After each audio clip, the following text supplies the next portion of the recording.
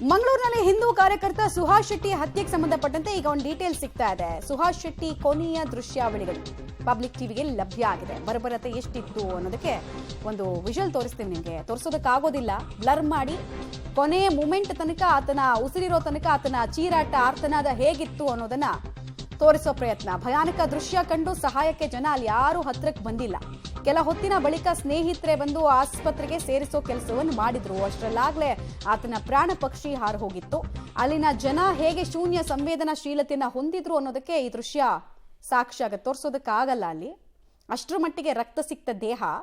ನಾವು ಆ ವಿಜುವಲ್ಸ್ ನೋಡ್ಬೇಕಾದ್ರೆ ಕೂಡ ಬಹಳ ಇಷ್ಟೊಂದು ಭಯಾನಕವಾಗಿ ಒಬ್ಬ ವ್ಯಕ್ತಿಯನ್ನು ಕೊಲ್ಲೋದಕ್ಕೆ ಸಾಧ್ಯನಾ ಅಂತ ಅನಿಸ್ತಾ ಇತ್ತು. ಯಾಕಂದ್ರೆ ಲಾಂಗ್ ಇದೆಯಲ್ಲ, ಲಾಂಗ್ ಬೀಸಿದ್ರಲ್ಲ, ಒಬ್ಬಾತ ಲಾಂಗ್ ಬೀಸಿರೋದು ಆತನ ಕುತ್ತಿಗೆ ಕಚ್ಕೊಂಡಿದೆ. ಅದು ಮಾಂಸ ಖಂಡಗಳನ್ನ ಸಿಗಿದುಕೊಂಡು ಕುತ್ತಿಗೆ ಕಚ್ಕೊಂಡದು ಅಲ್ಲೇ ಬಿದ್ದಿರುತ್ತೆ. ಆ ವೆಪನನ್ನ ಆ ಬೀಸ್ತವನಿಗೆ ಎತ್ತಕ್ಕಾಗಿರಲ್ಲ, ಅಂದ್ರೆ ವಾಪಸ್ ತೆಗೆಯೋದಕ್ಕಾಗಿರಲ್ಲ. ಹೀಗಾಗಿ ಅದ ಅಲ್ಲೇ ಕಚ್ಕೊಂಡಿರುತ್ತೆ. ಅಲ್ಲಿ ಆತನ ಚೀರಾಟ, ಒದ್ದಾಟ, ಕೊನೆ ಕ್ಷಣಗಳು. ಆದರೂ ಯಾರು ಹತ್ರಕ್ಕೆ ಹೋಗೋ ಸಾಹಸ ಮಾಡಲ್ಲ. ಅದೇ ಜನ ಆ ಹಂತಕರಿಗೆ ದಾರಿ ಮಾಡಿಕೊಡ್ತಾರೆ, ಕಾರ್ ಹೋಗೋದಕ್ಕೆ ದಾರಿ ಮಾಡಿಕೊಡ್ತಾರೆ. ಅದೇ ಜನ ಒಬ್ಬ ಮನುಷ್ಯ ಕಣ್ಮುಂದೆ ವಿಲವಿಲ ಒದ್ದಾಡ್ತಾ ಇದ್ರು, ಹತ್ರಕ್ಕೆ ಬರಲ್ಲ. ಡೀಟೇಲ್ಸ್ ಕೊಡ್ತಾರೆ ಸುಪಾಲ್. ಹಂತಕರನ್ನ ಅಲ್ಲಿಂದ ದಾರಿ ಖಾಲಿ ಮಾಡಿಸೋದಕ್ಕೆ, ಜಾಗ ಖಾಲಿ ಮಾಡಿಸೋದಕ್ಕೆ ಹೆಲ್ಪ್ ಮಾಡೋ ಜನ ಕಣ್ಮುಂದೆನೆ ಮನುಷ್ಯನೊಬ್ಬ ವಿಲವಿಲ ಒದ್ದಾಡ್ತಾ ಕೊನೆ ಕ್ಷಣಗಳನ್ನು ಎಣಿಸ್ತಾ ಇದ್ರು.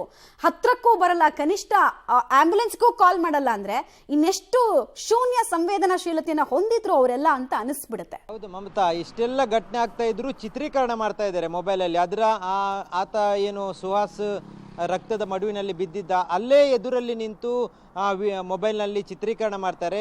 ಸುಹಾಸ್ ಶೆಟ್ಟಿಯ ನರಳಾಟ, ಚೀರಾಟ ಎಲ್ಲವೂ ಅದರಲ್ಲಿ ಸೆರೆಯಾಗಿದೆ. ಏಳಲಿಕ್ಕೆ ಪ್ರಯತ್ನ ಪಡ್ತಾ ಇರ್ತಾನೆ ಸುಹಾಸ್ ಶೆಟ್ಟಿ, ಕಾಲನ್ನೆಲ್ಲ ಮೇಲಕ್ಕೆ ತಗೊಂಡು ಹೋಗುವಂಥ ಮಾಡ್ತಾ ಇರ್ತಾರೆ. ಅದರ ಜೊತೆಗೆ ಬದುಕಿಸಿ ಅನ್ನುವಂಥ ರೀತಿಯಲ್ಲಿ ಪ್ರಯತ್ನ ಪಡ್ತಾ ಇರ್ತಾರೆ. ಆದರೆ ನೀವು ಗಮನಿಸ್ಬೋದು ದೃಶ್ಯದಲ್ಲಿ ಒಂದು ಮಚ್ಚು ಏನಿದೆ ಅದು ಆತನ ಕುತ್ತಿಗೆಯಲ್ಲೇ ಇದೆ, ಅದು ತೆಗಿಲಿಕ್ಕೆ ಆಗದ ಪರಿಸ್ಥಿತಿಯಲ್ಲಿತ್ತು. ಆ ಬಳಿಕ ಅಲ್ಲಿ ಯಾರು ಆ ಸುತ್ತಮುತ್ತ ಇದ್ದವರು ಎಲ್ಲರೂ ಅದನ್ನು ನೋಡ್ತಾನೆ ಇದ್ರು, ಭಾಳಷ್ಟು ದೂರವೇ ಹೋಗಿ ನಿಂತಿದ್ರು. ಹಲ್ಲೆ ಮಾಡುವಂಥ ಸಂದರ್ಭದಲ್ಲಿ ಸರಿ ಯಾರು ಹತ್ತಿರಕ್ಕೆ ಬರಲಿಕ್ಕೆ ಧೈರ್ಯ ಮಾಡೋದಿಲ್ಲ. ಆದರೆ ಅವರು ಹೋದ ಸುಮಾರು 5-10 ನಿಮಿಷದ ನಂತರವೂ ಅದೇ ರೀತಿಯಾದಂಥ ಒದ್ದಾಟ ಅಲ್ಲೇ ಇತ್ತು. ಜೊತೆಗೆ ಸುಹಾಸ್ ಶೆಟ್ಟಿಯ ಜೊತೆ ಕಾರ್ನಲ್ಲಿದ್ದಂಥ 4-5 ಜನರು ಯಾರಿದ್ದಾರೆ ಆತನ ಸಹಚರರು, ಅವರೆಲ್ಲರೂ ತಪ್ಪಿಸ್ಕೊಳ್ಳಿಕ್ಕೆ ಓಡಿದ್ದಾರೆ. ಆ ಬಳಿಕ ಕೊನೆಗೆ ನೀವು ದೃಶ್ಯದಲ್ಲಿ ಗಮನಿಸ್ಬೋದು, ಅವರಿಬ್ಬರು ಬರ್ತಾರೆ. ಆಮೇಲೆ ಅವರನ್ನ ಆಸ್ಪತ್ರೆಗೆ ತಗೊಂಡು ಹೋಗುವಂಥ ಕೆಲಸ ಮಾಡ್ತಾರೆ. ಅಲ್ಲಿ ಸ್ಥಳೀಯರಿದ್ದವರು ಎಲ್ಲರೂ ಆರೋಪಿಗಳು ಪರಾರಿಯಾಗಲಿಕ್ಕೆ ಬೇಕಾದಂಥ ಸಹಕಾರವನ್ನು ಮಾಡ್ತಾರೆ.